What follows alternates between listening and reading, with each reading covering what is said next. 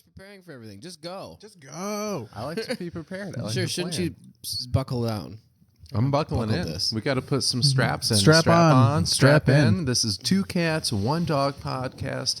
I am your host, Daniel Martin. To my left is Jeffrey Lee Curtis. Jeffrey Lee Curtis. Hi. And to his left, to our super left, is Ethan, the dog Kern. Ruff, ruff.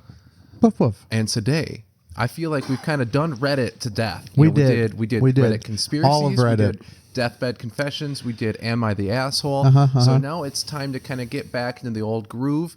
And today we're going to be doing Paranormal Deaths, which I think is going to be awesome. It's going to prep us for the spooky season.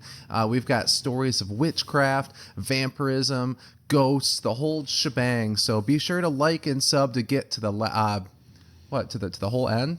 Get to the end. Get to the end for us. We appreciate that. But just make sure you like and sub. Apparently, you're supposed to bug people to do that. Yeah. And we don't do that very often. And I'm sorry to do it now, but we could really use your help in that department. So let's get right into it with this quote that I found from the story of the Bell Witch. I just wanted to open up with this spooky quote, and then we'll get into the full story. I'm a spirit. I was once very happy, but have been disturbed and made unhappy. I am the spirit of a person who was buried in the woods nearby, and the grave was disturbed. My bones disintegrated and scattered, and one of my teeth was lost under the house.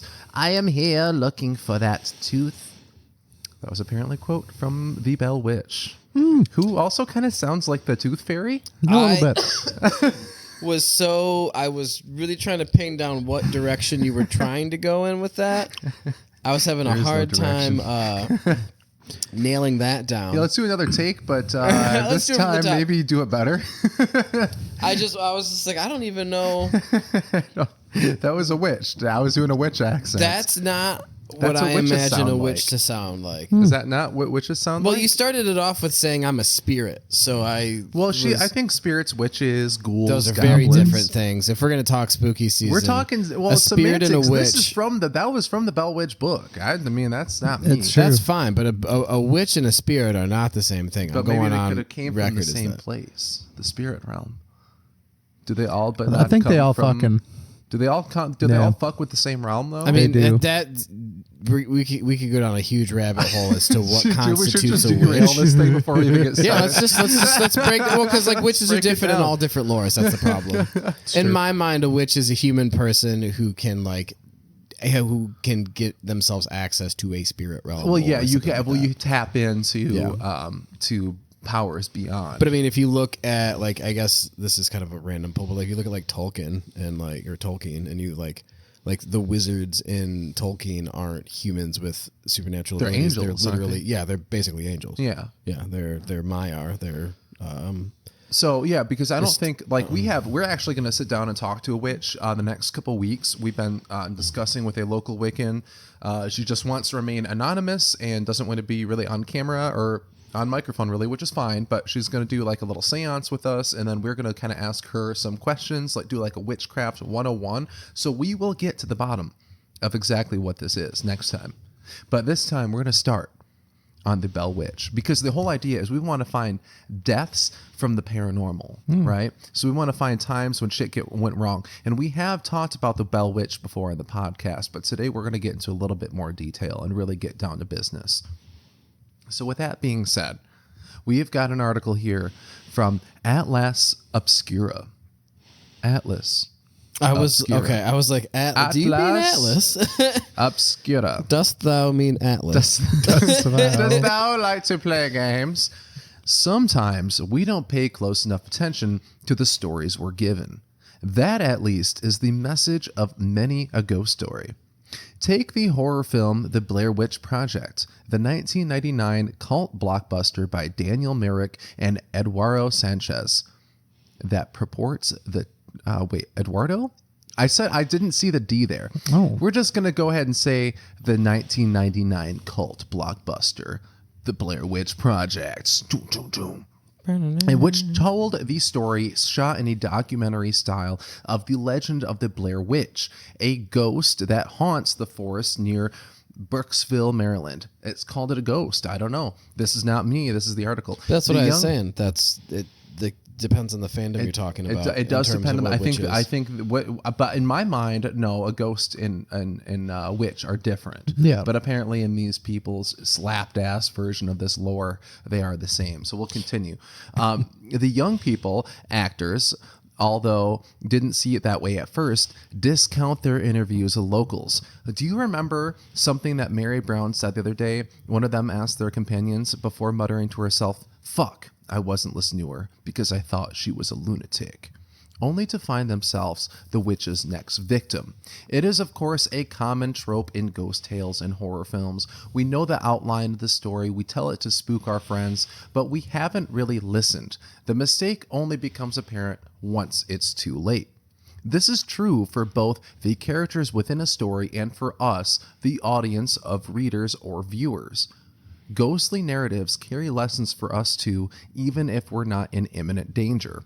According to Ben Rock, the Blair Witch Project's production designer and the person responsible for the film's mythology, the Blair Witch was inspired by, among other stories, an actual legend, the Bell Witch of Tennessee. In addition to Merrick and Sanchez's film and its two sequels, there was also 2005's An American Haunting and several direct-to-video offerings, along with A&E series Cursed, The Bell Witch Project. The legend has inspired all manners of music, from Charles Faulkner Barron's...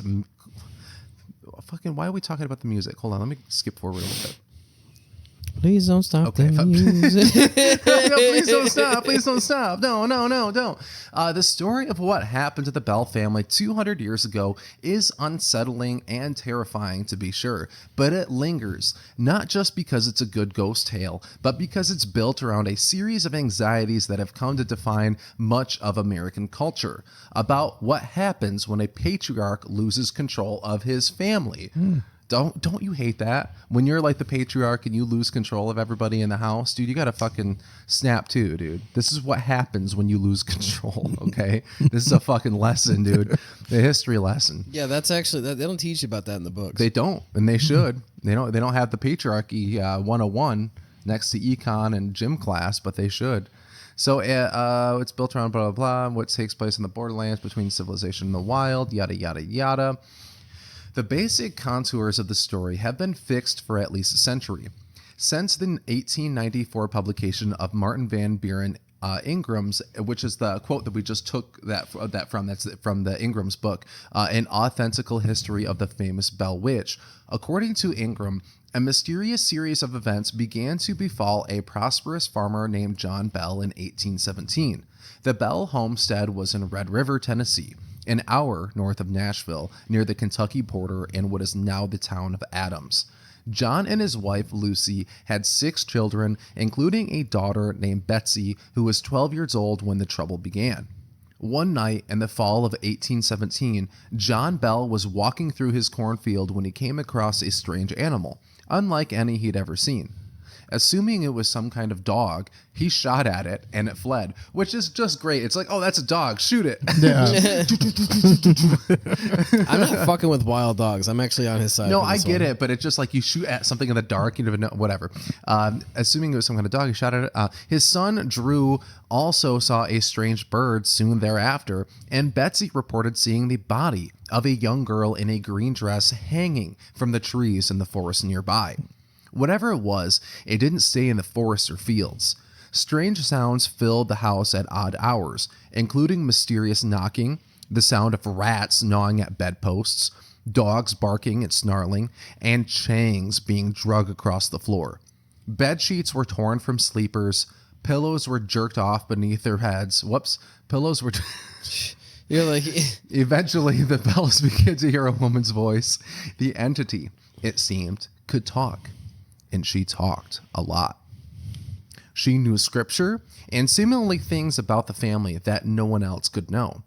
At first, a pleasant curiosity and devoutly religious, the entity soon turned sour, insulting John, trying to interfere with Betsy's love life, gossiping, and spewing racist insults at the black people of the Bells enslaved. So it's like they were just trying to cover the tracks. Uh-huh. They're like, by the way, that wasn't us that that was dropped the that was N-bomb. a That was the ghost. ghost. Yeah.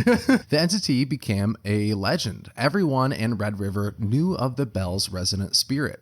Ingram's telling explained, and visitors came from all over to bear witness, including war hero and future President Andrew Jackson, who spent a night with his men attempting to draw the spirit out. That is fucking bananas. He seemed like way too much of a hard ass to be into ghosts. Exactly. You know what I mean? He just lost like almost all his street He cred. lost all He's this just cred. a fucking ghost He's just a hunting ghost nerd. hunter. Yeah. He's a ghost bro. He's like Zach Baggins. Holy shit, Andrew Well, did you Jackson. ever hear that story about him like beating a would-be assassin to death with his cane? You ever heard that story? Oh yeah. And some say it's like a legend, but like it's one of those things when you read it when you're 19, it's like, oh, that's so fucking cool, and then you find out that he's just like an abusive piece of shit, and then he probably made that story up just to bolster his image. You're like, and then now this. What is it? And Get it you hunt together. ghosts? It turns out he's actually just a total pussy. He never would hurt a fly. So, Literally, though. she was happy to entertain or torment visitors like a tourist attraction, her most singular consistent attribute was abating hatred of John Bell. While she was, perhaps surprisingly, exceedingly kind to Bell's wife, who heaped abuse and scorn on the homestead's patriarch for years, tormenting him until he grew sick and frail. In December 1820, John came down with what would be a final illness. His attending doctor discovered a mysterious half-filled vial with dark-colored liquid. Upon the discovery of this vial, the chatty Bell Witch crowd. What's crowed? Or Crowed? Crowed? Is crowed a word? Yeah. Really? That's what I mean. I don't know. So the chatty Bell Witch triumphantly claimed, "It's useless for you to try to relieve old Jack. I've got him this time. He will never get up from that bed again." Referring to the vial, she affirmed, "I put it there and gave old Jack a big dose of that last night while he was asleep, which fixed him good. It did. Yes, it did." John Bell died the next day.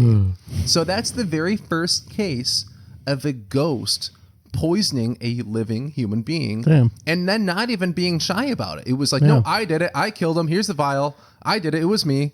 Arrest me. Too bad you can't. You can't kill him So a is it ghost. just like everyone was just hearing this the whole time? Yeah, apparently, like, ghosts don't talk like they used to because you don't hear this shit anymore.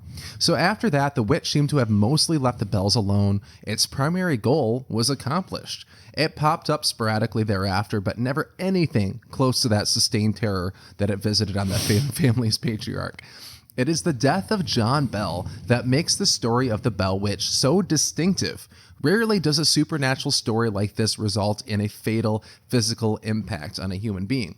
Ghosts don't simply commit murder, and it's due to this unusual aspect of the legend that has led people for decades since to try and figure out exactly what happened and why. Hauntings and the stories that they spawn require some kind of supernatural explanation, and over the years, many of them end up getting real-world explanations too, like mental illness, a desire for attention, natural phenomena, swamp gas. Swamp gases. You got to watch out for those. The case of the Bell Witch stands out for its lack of explanation on either count. Yeah, like where the fuck did the vial come from? What was in the vial? Right. This was 1820. It's not like you could go to CVS and buy a vial. I don't even think you can go buy a vial of shit now. If I go to CVS and ask for a dark liquid in a vial, they're gonna ask me what the fuck I'm up to. Like there is no way I'm getting away They'd with be like, that. well, like that could be anything. That could be anything. Like, do you want black tar heroin? I've got that. I was like, it's like the least problematic thing on the streets now. Is heroin. So yeah, hauntings and the stories they mental illness, blah blah blah. There's a marked lack of consistent narrative for why the Bell family was so plagued, and there's no simple moral for audiences a century later. The Bell Witch herself offered up a number of explanations while dismissing them all. At one point, she told the family, "I am the spirit of a person who is buried in the woods nearby," which we just did that at the beginning. I already read that. And then she laughed at them, claiming the whole witch thing was a joke. The Bell Witch came just changing her story, which to me maybe she was a demon. I mean, that maybe that's the thing, is because we don't know about all of the spirit realm. We don't know, like, there is no book that definitively says this or that. You can get people that claim to know, but maybe we get tricked sometimes by people like a demon claiming to be a witch or a ghost or something like that. And they're all different things, but they're claiming to be the other thing, because a demon is like a fucking asshole, right? They can do like pretty much anything, right? I don't know. Like, I haven't talked to one. I have no fucking idea what you're talking about. You're I supposed to be experts. That's why I have you here. Oh, no, shit, my I bad. am a master of none. I do find it pretty funny. Oh, what part's funny? When John Bell died? Yeah, that was pretty tight. That's Or actually when the Bell yeah. Witch killed him. No. I like So both here's my parts. my All right, theory. give me your take. Right. So, his wife had Dude, no, you're not. No, the wife didn't kill him. No way. Listen, no, I'm not saying she did, but I'm saying that there's motive. What's the motive? That she's actually had a lesbian relationship With the ghost? with a ghost. Yeah, Wow, fuck, dude. Yeah. I didn't even consider that. you see. There is a woman who I did see married a ghost or married. Oh. you Well, there's saw a woman that. who's claimed to have sex with a ghost. That's I've maybe seen that's. that, I think they got married too though, because I think we're thinking of the same person. Yeah, but She was I on, like, a think bunch I of think they were British talk hetero. shows. I think it was a man ghost. Yeah. Yeah. So you think that Ghosts- the ghost was pretending to put on a woman front to get into the family, Yeah. right, and win heart of the clearly lesbian wife is Yes. what you're saying. Yep. And then providing the tools of execution. Yep. to Told the her father, which plants to pick, right. how to brew the poison potion. Right, yeah, Yep. right. All the little night. What was it? Nightshade or whatever. Nightshade. Yeah. it's just tomatoes. Right, and then he's just really the allergic big to reveal at the tomatoes. end is just a bunch of rotten tomatoes. Yeah. And then the end reveal is that she's actually a dude, Oh. and she has a big penis. Oh. Is that dick what you're bitch. saying? Maybe. I don't know. Great. I think we could put a bow on this then, huh? All Put a right. bow on this That's and walk it's away. solved. Bell Witch Well, was go ahead. actually the wife, and the wife was actually trans. Yep. the A lot of people don't know this. Ghosts don't the trans actually have ghosts are gender killing because they all don't of have the people. fucking Trans genitals. They're killing the beautiful Christian Americans. Jesus Christ. They're killing the babies. So there's no consistent narrative for why the family was plagued, besides obviously going down with the patriarchy. There's really no moral for us to learn. And at one point, one of her interrogators, Reverend James Gunn, got a name out of her. Kate Batts. Now, Batts was a woman who lived in Red River and was sometimes described as a witch's human's exponent, which it was known as a big woman, strident and coarse. So she kind of sounds like Brienne of Tarth so far. But the witch then immediately denied that she had any connection to bats. And yet, from then on, she answered to the name of Katie. And so, by the end of Ingram's story, it's not all clear whether the malevolence came from a living witch or a ghost or some other supernatural entity. So it does try to address that. Like, even the fucking author, Ingram, was like, we don't know, dude. It's like the narrative frustrates by repeatedly offering hypotheses that it goes out of its way to discount. It's like, it could be this, but by the way, here's how we know it's not. Yeah. It's like a really annoying, like Inception. It's like watching Inception, and it's like, I know what's going on. It's like, by the way, you don't. You don't. You're a fucking idiot. Yeah. And if you think you know, you don't. As such, modern tellers of this story has put their own kind of spin on it. In addition to the films and books, dozens of paranormal podcasts have devoted episodes to the Bell Witch, and nearly every one of them offers a different explanation. We offered none, which I love. Or what was our explanation? It was a trans witch with a big penis. I actually love That was the our- idea that like he just sucked so much as a human that like he's the only person in all of history that, nobody a would come ghost. forward. Well, that a ghost like actually was like, actually, like they keep themselves completely fucking Right. separated They from all left the humanity. spirit But this realm just to one fucking guy kill you. fucking sucked Yeah. so hard. But I like that idea too. But wouldn't there be better candidates out there? Like we don't. I guess we That's don't know. why, but that's what's funny to me is like you just got to think like how much did this guy have to suck? Maybe Like- he stole from his daughter's college fund to drink or something. I just love the idea that like it was Just such a some petty dude little ghost, who was or such like- a who or was yeah, such a maybe piece of something shit really stupid happened. Like the entire spirit world was like, nah, we actually do have to address. We're this gonna okay one this. guy. We're gonna okay this We one really time. do need to we need to get someone in the room with this guy fucking stat because Yeah. Well, I I do can't. want to know what do you think was in the vial?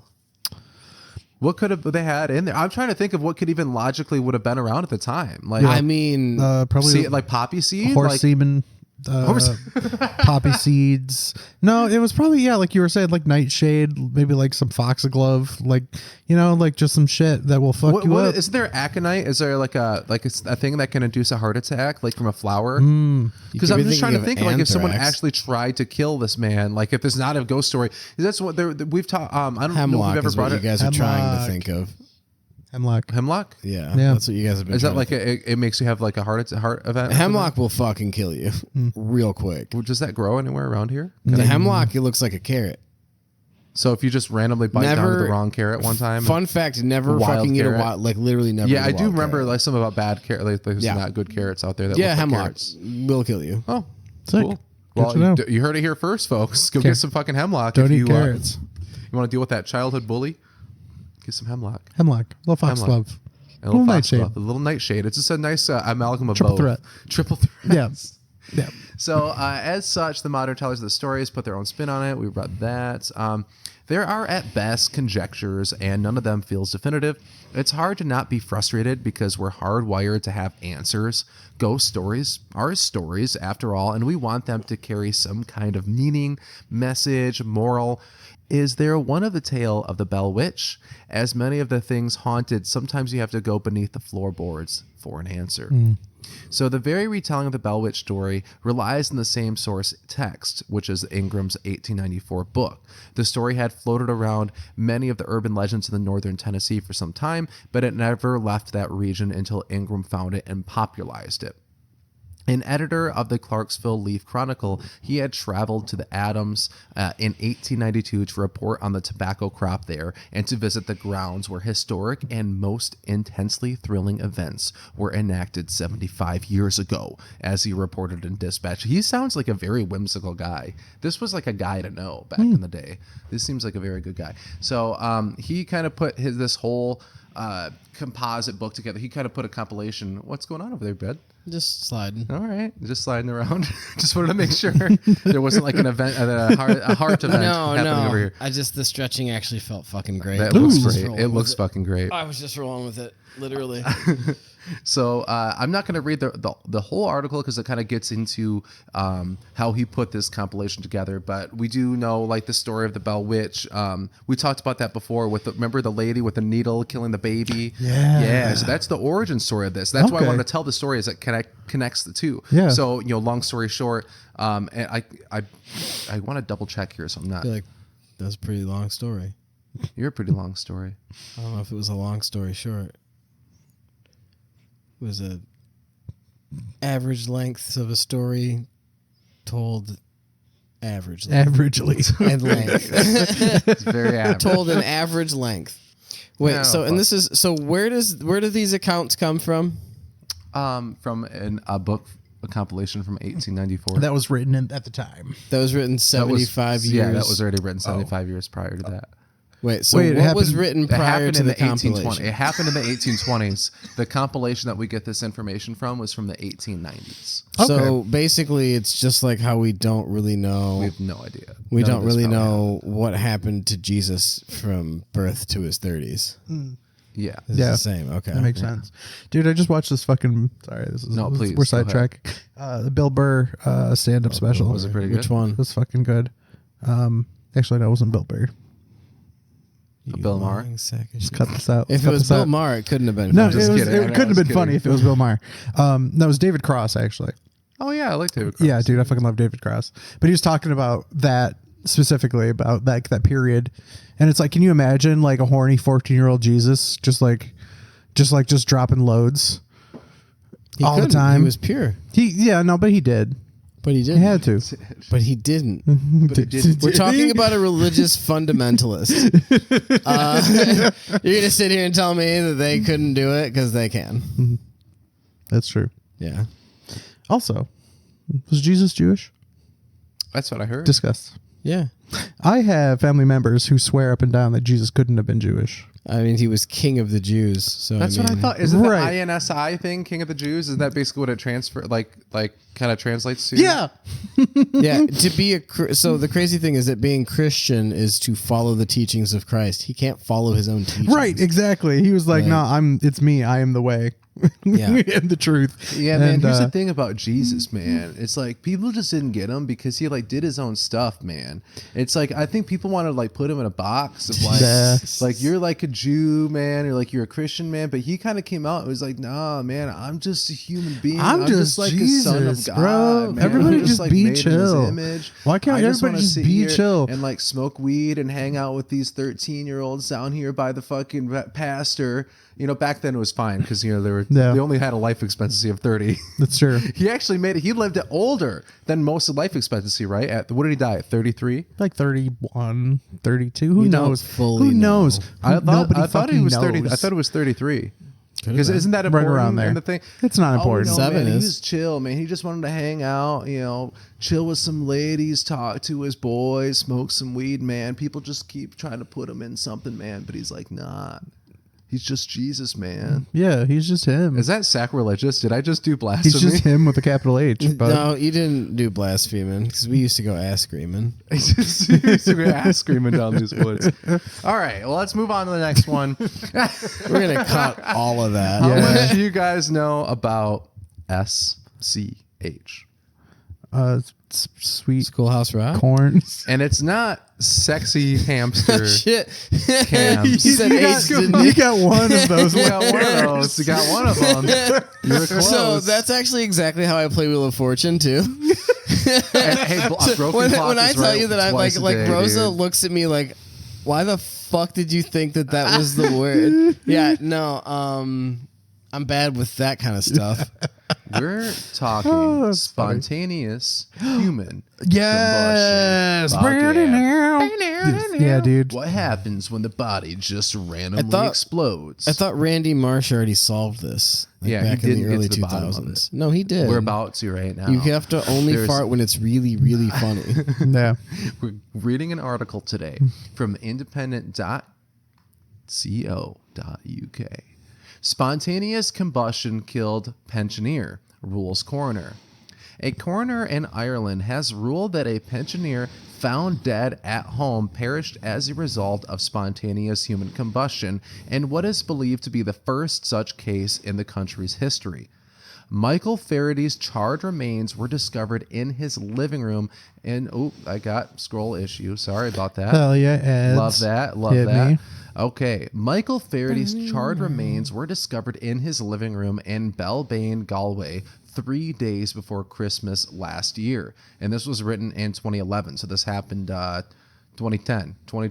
The 76-year-old was found lying on his back with his head near an open fireplace. But forensic experts concluded that the fire was not the cause of the blaze that killed him, nor did they find any accelerants at the scene, and there was no evidence that anybody had entered or left.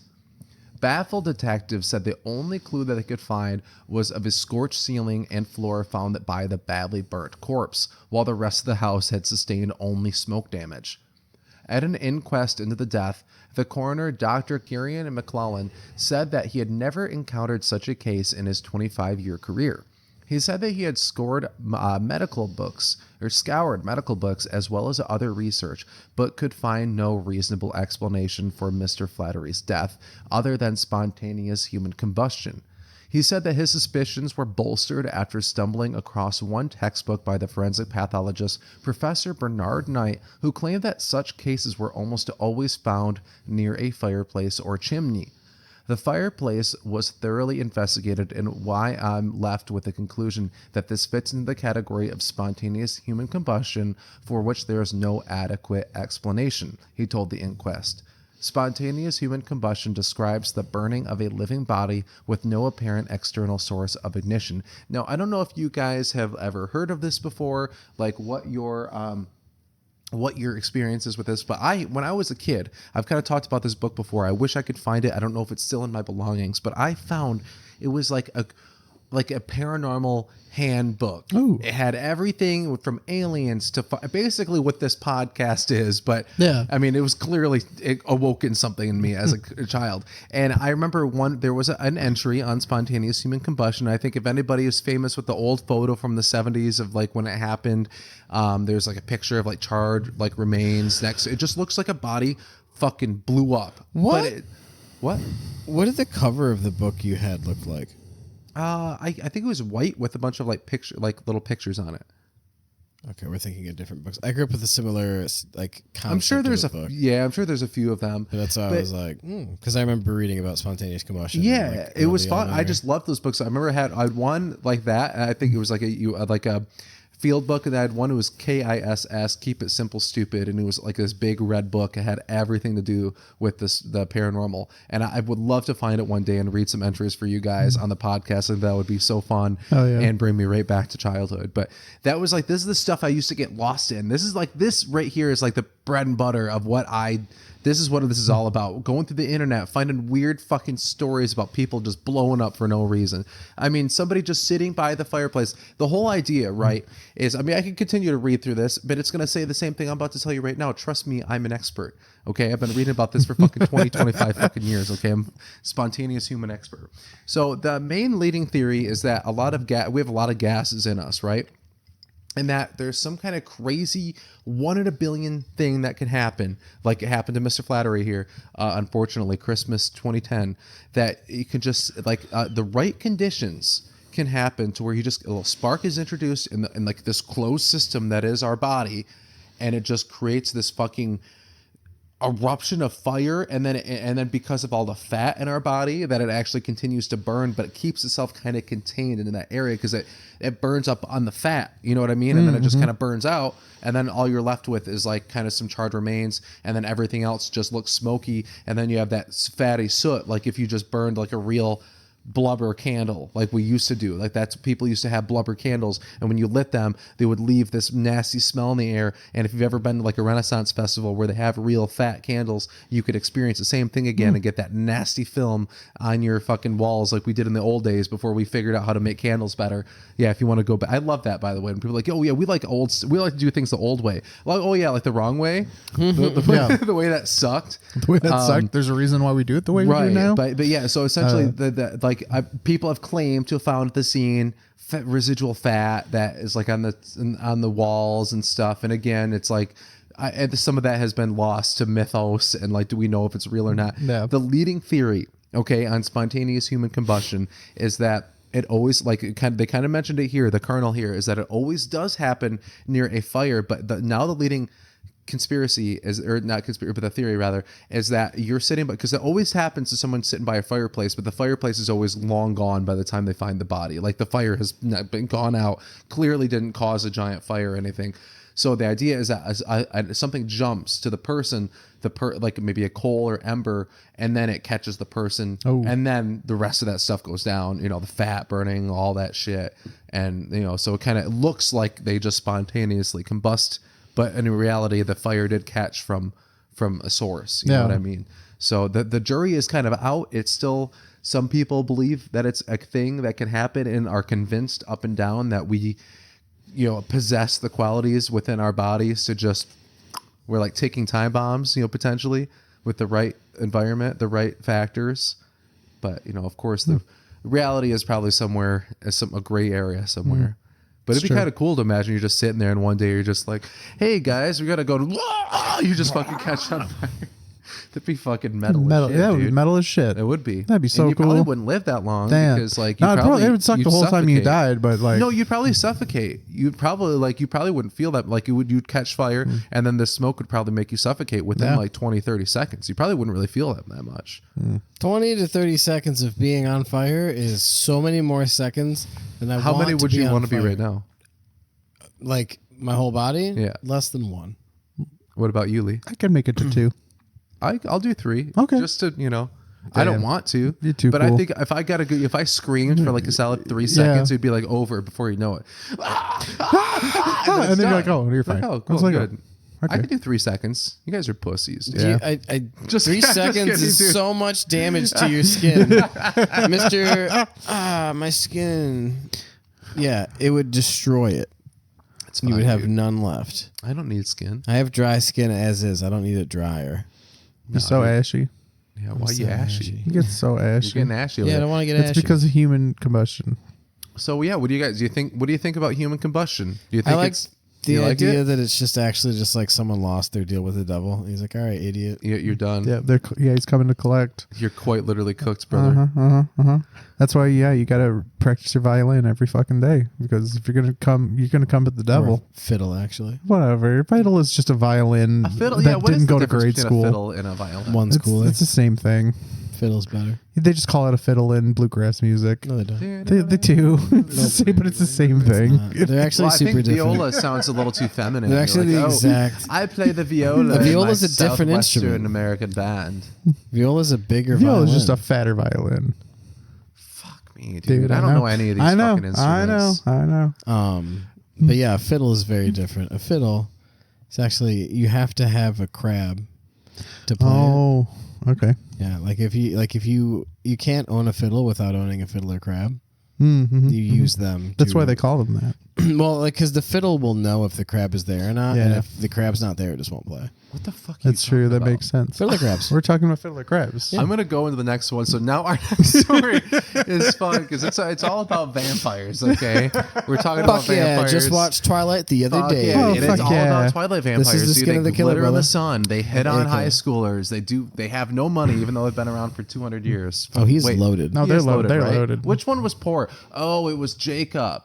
Well, Was he it was a poor werewolf. because He was a they're werewolf. like And that- Native American? Was that I racist? think so. I don't think it was. I think it was. I don't just- think it was intentionally racist, but but like subconsciously. the idea They're that like, you Native can't have anything 'cause you're Americans Native American. can turn into wolves specifically. It's pretty. It's like it's borders on something. I can't say it's It specific. feels wrong. It does. But it also like it's one of those things where it makes sense, like but it's you're like- playing into because like I guess that'd be like saying it feels wrong that all the vampires are white. Like that's Yeah. not like It's because we're a 'cause bunch of ghouls and monsters. well, I But think we it's just are. because I think it's just because like White colonialism.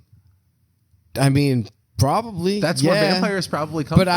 I was actually just going with the idea that like they're from Eastern Europe. Like that's just like Well, this- so actually, I'm the putting. people who are vampires are actually like historically speaking in the culture with which we and the author of the Twilight books grew up. Vampires are from Eastern Europe. Well, Transylvania is Eastern Europe, right? Well, I'm actually about to blow your fucking mind, boys. I am well aware that vampires have been found all over the world. No. Buried with bricks, lots of different things. Yes. But I'm actually going to. So I did this as and for preparation for this. I just wanted to add one small little tidbit for us before we get into the article, right? So the original vampire is actually found in Romania. Yeah, and it is called the Strigoi. the Strigoi. The Strigoi. And I want to do a big deep dive. I think maybe next week we'll do like a Vampires 101 episode and we'll get more into this. So, cause we're only doing a little article about a vampire death here. But I love, I think as the older I've gotten, vampires, I think have become one of my favorite, like old world, like villains, you know what I mean? Like there's just something really cool about it, and I've always liked them, but I think I've been getting more and more into them. But yeah, the original vampire comes from this creature called the Strigoi that live in Romania in the woods, and they kind of mark their territory. I think I wrote a little a little clip about them. So in Romanian mythology, they are troubled spirits that are said to have risen from the grave. They are attributed with the abilities to transform into a beast, become invisible, and to gain vitality from the blood of their victims. Bram Stoker's Dracula may be a modern interpretation of the Strigoi through their historic links with vampirism. So, I've even heard stories about the Strigoi like still living in Romania to this day, but they've kind of lost their territory and they only have little patches because there's a lot less woods. Deforestation, yeah. So we've been pushing them Get your out. cryptids too. Dude, they're endangered. We got to help these cryptids, dude. 1-800 call cryptids now, dude. Call Send your Hanson. money, and we That's will use true. that money to protect We will send you cryptids. We'll send you a little chupacabra. We'll send you your own chupacabra. You have to take care of it. Yep. It only costs $50 a day. to feed it like the blood of the goats and 30 shit. cents a day. These poor, chupacabras, emaciated. they're all like goat blood sucking. They're like, We will buy a goat for each chupacabra for just like the scene 30 from cents. the fucking For just Jurassic 50 Park. cents a day. What happened to the goat? Up to 3 chupacabras. They're the most macabre animal you could keep alive. They're like fucking. You have to keep them in like triple barred cages because they're like rabid creatures trying to get out. We should do that. Like, did you like? That would be we do really that. funny. Like, we send you like a little profile on the Yeah, chupacabra. like, I'm your pet chupacabra. Like, hi, Dude, this is Damien. TM. Stop. This Yeah, is gold. okay, You're yeah, spinning yeah, gold. okay. People are gonna I get good got you. ideas here. Okay.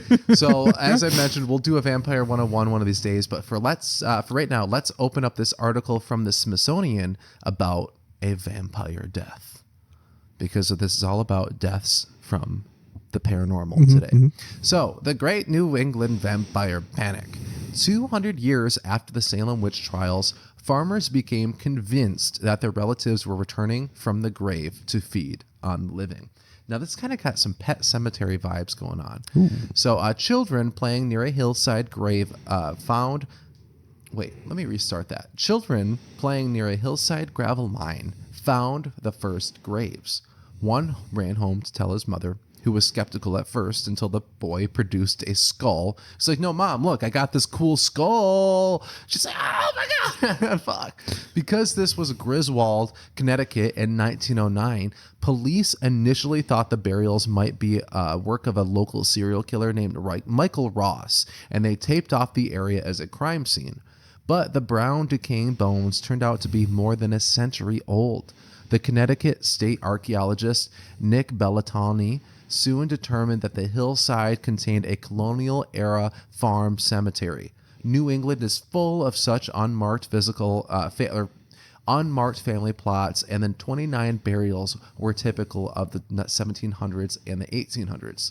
The dead, many of them children, were laid to rest in the thrifty Yankee style, in simple wood coffins without jewelry or even much clothing, their arms resting by their sides or crossed over their chests. Except, that is, for burial number 4. Bellatoni was interested in the grave even before the excavation began. It was one of only 2 stone crypts in the cemetery, and it was partially visible from the mine face. Scraping away soil with flat-edged shovels and then brushes with bamboo picks, the archaeologist and his team worked through several feet of earth before reaching the top of the crypt. When Bellatoni lifted the first of the large flat rocks that formed the roof, he uncovered the remains of a red-painted coffin and a pair of skeletal feet. They lay, he remembers, in perfect anatomical position. But when he raised the next stone, Bellatoni saw that the rest of the individuals had been completely rearranged. The skeleton had been beheaded. Skull and thigh bones rested atop the ribs and vertebrae. It looked like a skull and crossbones motif. A Jolly Roger if I'd ever seen anything like it, Benalti claimed. Benatali, whatever the fuck his name is. Subsequent analysis showed that the beheading, Benatoli, along with other injuries, including rib fractures, occurred roughly 5 years after death. Someone had also smashed the coffin. Damn. The other skeletons in the gravel hillside were packaged for reburial, but not JB, as the 50-ish male skeleton from the 1830s came to be called. Because of the initials spelled out on the brass tacks on his coffin lid, he was shipped to the National Museum of Health and Medicine in D.C. for further study. Meanwhile, Bellatoni started networking.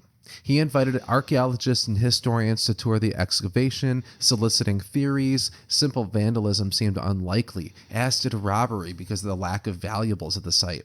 Finally, one colleague asked, "Ever hear of the Jewett City vampires?" In 1854, the neighboring Jewett City, Connecticut townspeople had exhumed several corpses suspected to be vampires that were rising from the grave to kill the living. A few newspaper accounts of these events survived. Had the Griswold grave been desecrated for the same reason? In the course of his far-flung research, Bellatoni placed a serendipitous phone call to Michael Bell, a Rhode Island folklorist who had devoted much of the previous decade to studying New England vampire exhumations.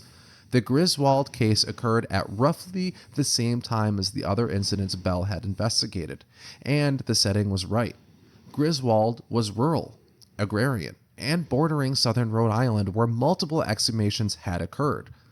Many of the other vampires, like JB, had been disinterred, grotesquely tampered with, and reburied. In the light of the tales Bell told of violated corpses, even the posthumous rib fractures began to make sense. JB's accusers had likely rummaged around his chest cavity, hoping to remove and perhaps burn his heart. That's fucking nuts, dude. Hell yeah. Headquarters in a chambering old schoolhouse, the Middletown Historical Society typically promotes such fortifying topics as Rhode Island gristmill restoration and Stonewall Appreciation Day. Bell's daughter, 37-year-old Gillian, a member of the audience that night, has made futile attempts to tempt her father with the Twilight series. But there's Buffy and Twilight, and then there's what my dad does, she said. I try to get him interested in the pop culture stuff, but he wants to keep his mind pure, which is really funny. I mean, this is fucking nuts, dude. This is absolutely bananas. There's evidence to suggest that, like, people, I mean, obviously people probably just fucked with these graves, but in my beautiful imagination, in my whimsical life that I live, okay, I just want to enjoy things. And the thank you. And the joy that I choose to have in this world, I like to believe that there is some kind of army of undead vampires that rose to the fucking earth and tried to take over this town. I think that's kind of badass, and I think that would be a pretty cool movie. That'd be dope like as hell. instead of Made that zombies, movie. like It's Underworld. Yeah, Underworld. son of a bitch. Fuck. What was it? The third one? I think it was the third one. That sounds right. Where like Was it like a farmland kind of Well, it thing? like takes place in like the 1800s or 1700s, and they're Yeah, like the other in a ones are like town and- 1900s, right? Yeah. Or 2000s. Yeah, they're like modern, but yeah, like the third one, it takes place That's like way sick. back in the day, and then Well, 'cause they're like that's this to- town has to defend against all these vampires. Yeah, dude, I mean, that's Yeah. so fucking cool. Like, that's we're the the Lost atmosphere. Oh yeah. Well, that's the atmosphere I want to bring in for like the next couple weeks while I do the podcast. Like old brick buildings, cold, dark fucking chambers, and people in stocks and fucking Bonds. bonds, dude, and stocks and bonds and witchcraft Interest rates. and yes, all these things. So And pensions. That was our vampire death. And finally tonight, I want to close on a death that may have occurred because of a ghost, which I did Ooh. find at least Ghost one murder. or two ghost-related deaths. I'm sure Hell there's yeah. got to be more. Like, to me, if I was a ghost, I mean, because that's what we were talking about earlier, is like, did a ghost really kill John Bell? But I think that was more of a witch or a demon thing. I don't think that was classified truly as a ghost killing a person. So I wanted to find another one. And I did. Over at AppalachianHistory.net. Now, here we've got the Greenbrier Ghost. Ooh. On January 23rd, 1897, Elva Zona Hastershoe of Laneburg, West Virginia, a bride of 3 months, was found dead at the bottom of the stairs leading to the second floor of the log house where she lived with her new husband. Definitely wasn't the husband. Don't look at the husband. It's never the It's husband. actually never. It's men never someone are you actually know. Incapable of violence. It's never anybody you know. Her body was discovered by a neighbor, a boy of about 11 years who did chores for her. Her case remains to this day a one-of-a-kind event in the American judicial system, the only case in which the word of a ghost helped to solve a crime and convict a murderer. A state highway marker several miles west of town sums up Shue's amazing story. Interred in a nearby cemetery is Zona Heaster-Shue. Her death in 1897 was presumed natural until her spirit appeared to her mother to describe how she was killed by her husband Edward. Autopsy on the exhumed body verified the apparition's accounts. Edward, found guilty of murder, was sentenced to state prison. So this is actually less a ghost killing somebody, but more a ghost coming back to be like, yo, this person killed me. Was So not even her what I was mom looking Jennifer for. Love Hewitt? No, yeah, actually, she was. Tight. Her dad? Tight. Albert Einstein. Albert Einstein. Do you feel old yet? Upon finding the dead woman, Andy Jones, the neighbor boy, ran back to his home where he informed his mother and then continued on the blacksmith shop where Edward S. Shue was working. When told of the situation, Shue appeared in great anguish, ran to his home, gathered his dead wife into his arms, and directed local doctor and coroner Dr. George W. Knapp to be called. All during the time Sue held Zona's head in his arms. After a brief examination, Dr. Knapp concluded that Zona died of an everlasting faint, i.e. heart attack. Oh. The body was prepared for burial, with Shue assisting in the preparation of the body for burial and placing her in the casket, always handling her head. He placed a folded sheet on one side of her head and an article of clothing on the other side of her head, which he would make her rest easier.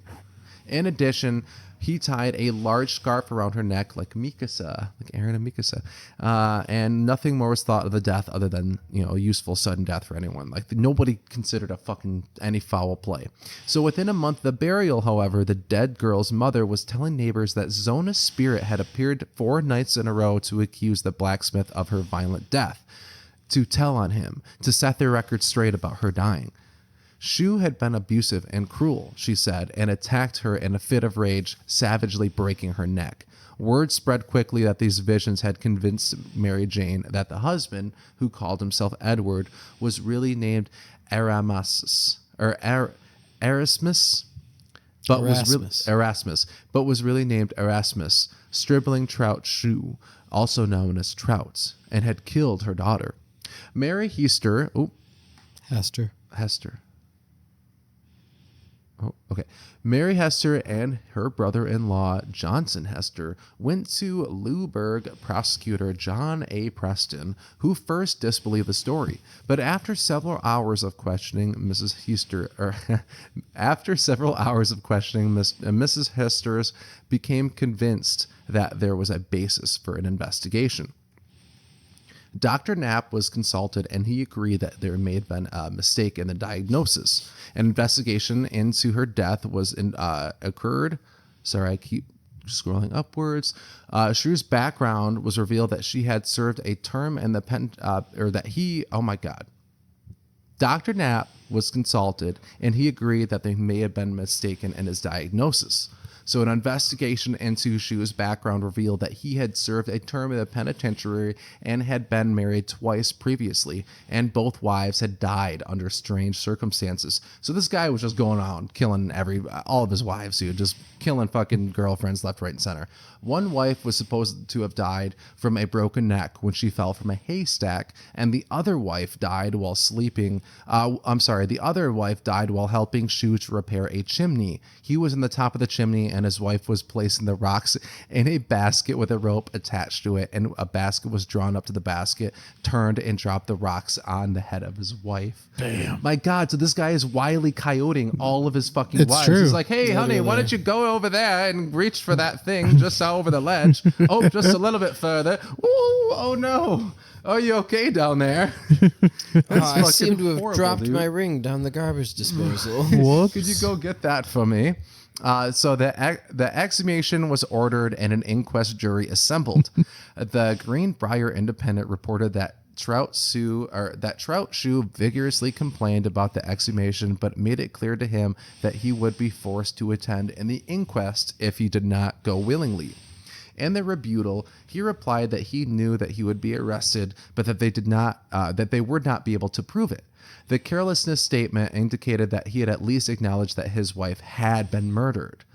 The autopsy findings were quite damning to Shue. An independent report on March 9th said that the discovery was made that the neck was broken and that the windpipe mashed. On the throat were markings of fingers, indicating that she had been choking and her neck was dislocated between the first and second vertebrae. The ligaments were torn and ruptured. The windpipe had been crushed at the point of the front of the neck. The findings were made public at once, upsetting many in the community.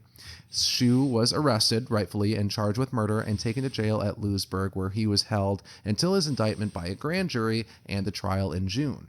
So I feel like they wrote it like it was like real time. Like, oh, we're right in the trial in June of 1867. So then, of course, the jury returned a verdict of guilty, and he was served. There was after 10 minutes of deliberation, by the way. And then the account made it clear that she was convicted of the murder of his third wife on circumstantial evidence and not because of a ghost testimony, although I'm sure it helped. So it really wasn't the story I wanted to end out on.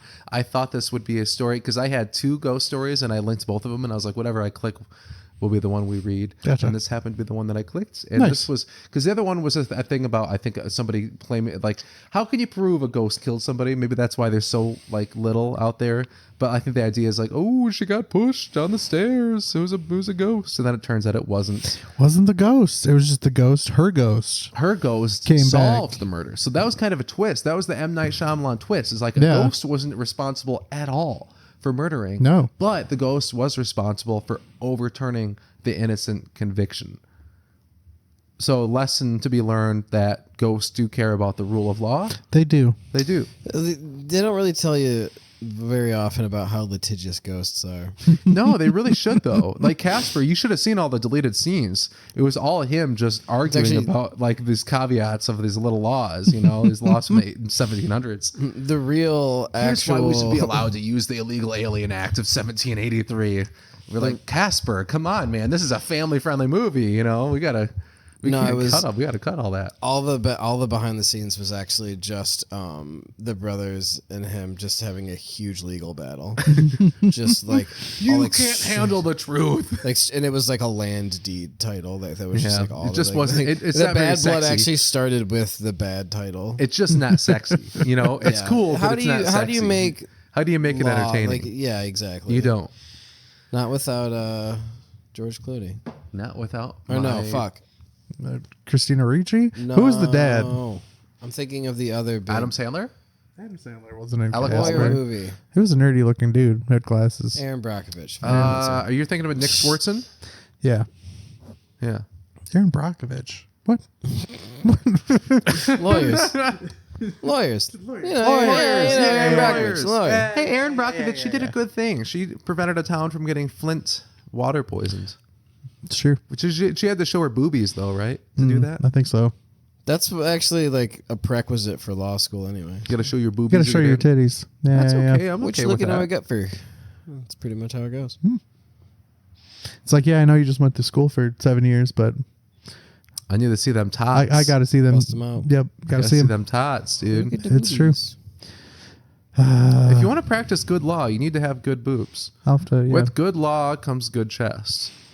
It's Have true. you guys ever? I know we're wrapping up on this, but any ghost stories you want to share? Any like or weird paranormal things that have happened since we've talked about this last like a year ago? I think it's the last time we've really No. done a lot of paranormal stuff. I know, like the closest I ever came was when I was in like the 9th grade and I was reading this James Patterson movie or book about ghosts, and I got really spooked and I thought I saw a ghost, but I did. That's just James Patterson. I was in just your I was mind, just dude. home alone and just really paranoid. And just really stoned. Really, Just no. really high. I mean, yeah, but no.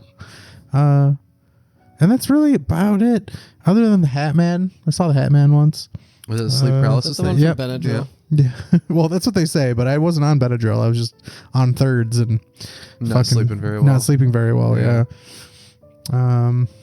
Yeah, I've told my story about on the pod about the sleep. I was actually sleeping on. I don't think it was on this couch, but it was in this area, like where the old couch was. Yeah. And I woke up with like sleep paralysis, and it was really fucking weird. And I did see something moving towards me, but I knew like even in that state, I was like, oh, this is not really real. Yeah. You know, and I just kind of told myself, and then it was like fine. But like it's just like it's just funny the resolve I have sometimes, and then the resolve I do not have in like 99% of the other situations. I'd be like, wow, if I could just be this calm and centered and every other thing, Yeah. like I'd be so much better off. Why was this guy not in the driver's seat like all those other Right? times? Like where was I? Yeah. I saved a spider from Aldi yesterday. Did you? A big spider too. It was a big, Bless. big old grass spider. He was caught, and there's a little puddle in Aldi. Like someone had gotten like maybe dropped something and got wet, and he was stuck in there. He was trying to get out, and people were gonna smush him. So I got him, and I put him outside. Aw. Yeah. The other day we were walking to the park and we saw a funnel. I was like, oh yeah, Oh yeah, a little wolf funnel spider. wolf spider. We get close. We're looking at it, and Rosa goes, "Is that an orb weaver?" I was like, "Well, there's no orb, so no, it's a wolf spider." But it was just funny because I was like, "I know you know what a wolf spider is. Why did you? You can clearly see this is a tunnel web. What do you think orb weaver means?" They orb tunnels. It's in the name. They orb tunnels, dude. What is It a was tunnel just but funny. a orb without? It was outside. It was an Ends inside on out it. orb. But what is a tunnel if not a 3D orb? It's yeah. Yeah. Which is funny because isn't orb a 3D term? Well, I guess it can't be because an orb weaver would. An orb. I think an orb isn't an orb just a sphere? There's a fancy $3 word But that's for a sphere. I don't know that an orb is inherently a sphere or if it because they call them orb weavers, but Well, because they make these weird like circular webs almost. because they make a big fucking. I it's an don't orb. know that. I think orb means more oval than it does spherical. I think we have really lost the plot. Oh yeah, no one is listening anymore. All right, guys. Drive fast, take chances. Thank you for listening. If you are still, be sure to like and subscribe and catch us next week. I think we're gonna do like Witchcraft 101 or Vampires 101. We're just gonna keep doing spooky stuff. Spooky all shit, dude. Next Fucking month or spooky so. season. We're gonna just keep getting better and All better at month. it. I'm gonna try to not read as much as I did tonight because, of course, I'm bad at reading. So we're gonna figure it Hey, out. do you actually think it's pronounced rebutal? No, Oh, thank God. Wait. I was hoping you misspoke. no, I probably just misspoke. Okay. I don't even know what the fuck I say most of the time. So. Because it's rebuttal. When did I say what did I say rebutal? The back 10 minutes, it was all I could focus on. Rebuterol. I did hear you. You're like, yeah, it choked. It like he smashed your windpipe, and this happened. This happened. I was like, remember this stuff because it's important. But does he really think it's pronounced rebutal? And I'm like, pay attention to both because I can't let this one Pay go. attention to both. No, I don't remember But I- doing that, but it wasn't on purpose. Yeah, I was like, there's no way. I'm not a good reader, and I don't know why I try. Well, it's just because like finding out that Rosa genuinely thought it was pronounced insatiable, I haven't recovered. Like insatiable? Yeah. Insatiable. She you thought only it was insatiable. Sometimes you don't. That one you is only wild. hear, but sometimes like so there's a lot of words. I think a lot of it comes because I can't spell very good, and there's a lot of words that I don't even know. Like I'll look at a word. She can spell well. See, I'm the opposite, where I will see a word, I'll be like, I've never seen this word before in my life. And then if you told me the word, like insatiable, I'll be like, oh, I know that word. But if I saw it written, I'd be like, what the fuck is this word? Like, I'm so bad at spelling. I'm too far gone. Which is crazy because she's really good at spelling, but she's bad at knowing how to pronounce words. And I'm the flip. I fucking suck at spelling. But I you can't can spell for pronounce them. shit, but I can pronounce anything. I'm not good at either.